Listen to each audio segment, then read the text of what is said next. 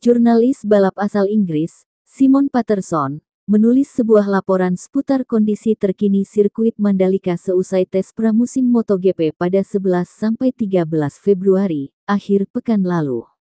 Dalam artikel di detandahubungrace.com pada Senin, tanggal 14 Februari tahun 2022, Patterson menulis ada masalah besar pada sirkuit yang sangat berkaitan dengan keselamatan pebalap.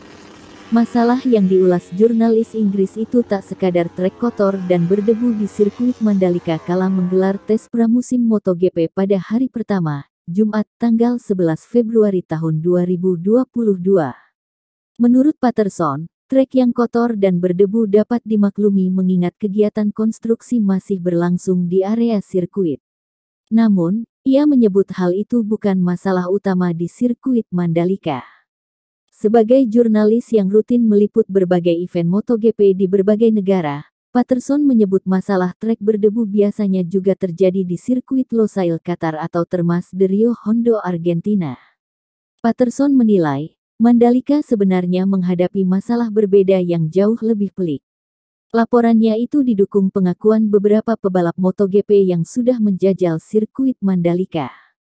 Rider Aprilia Alex Espargaro mengatakan, ada banyak batu-batu kerikil beterbangan dan membahayakan pebalap yang sedang melaju di belakang pebalap lain. Espargaro bahkan mengibaratkan trek sirkuit Mandalika sudah seperti lintasan motocross. Aspalnya mengelupas. Saya tidak tahu bagaimana cara mereka memperbaiki masalah ini, ujar pebalap asal Spanyol itu. Selain Espargaro, pebalap dari tim VR46 Marco Bezzecchi mengaku ada keretakan di salah satu bagian di kaca pelindung helmnya, sedangkan Francisco Bagnaia tim Ducati sempat memperlihatkan memar pada lengannya akibat hantaman kerikil. Cerita serupa juga disampaikan pebalap tim Yamaha, Fabio Quartararo. Sang juara bertahan mengaku sempat mendapat banyak hantaman kerikil saat melaju di belakang rekan setimnya, Franco Morbidelli. Menurut Quartararo, kerikil-kerikil itu menghantam pelindung depan motor, kaca helm, bahkan ada yang sampai mengenai lehernya. Ini baru saya saja yang di belakang Franco, bayangkan jika ada 4-5 pebalap lain melaju dalam jumlah lap lebih banyak, ujar pria asal Perancis itu. Quartararo menyebut kondisi aspal yang mengelupas dapat ditemukan di sepanjang trek dari tikungan 1-7. Oleh karena itu, dia menyarankan agar pengelola sirkuit melakukan pengaspalan ulang. Dalam 3 hari tes Anda bisa melihat permukaan aspalnya semakin berkurang, ucap pebalap berjuluk El Diablo itu. Memacu motor dalam kecepatan tinggi saat tes pramusim tentu saja berbeda dari balapan. Saat tes pramusim, pebalap bisa saling bergantian turun ke lintasan. Jumlah pebalap yang turun di lintasan secara bersamaan relatif lebih sedikit. Sementara itu, saat balapan akan ada banyak pebalap di lintasan yang harus memacu motornya dalam kecepatan tinggi, terutama selepas bendera start dikibarkan. Dalam ulasannya di Derace, Patterson menulis kerikil-kerikil di sirkuit Mandalika tak melekat cukup kuat di aspal dan bisa lepas saat dilintasi motor dalam kecepatan di atas 350 km per jam. Apalagi, MotoGP tak cuma menghelat kelas utama, tetapi ada juga kelas Oto-Oto dan Moto3. Jadi, tak bisa dibayangkan apa yang akan terjadi jika masalah ini masih terjadi saat sirkuit Mandalika menjadi venue perhelatan MotoGP Indonesia pada 18-20 Maret mendatang.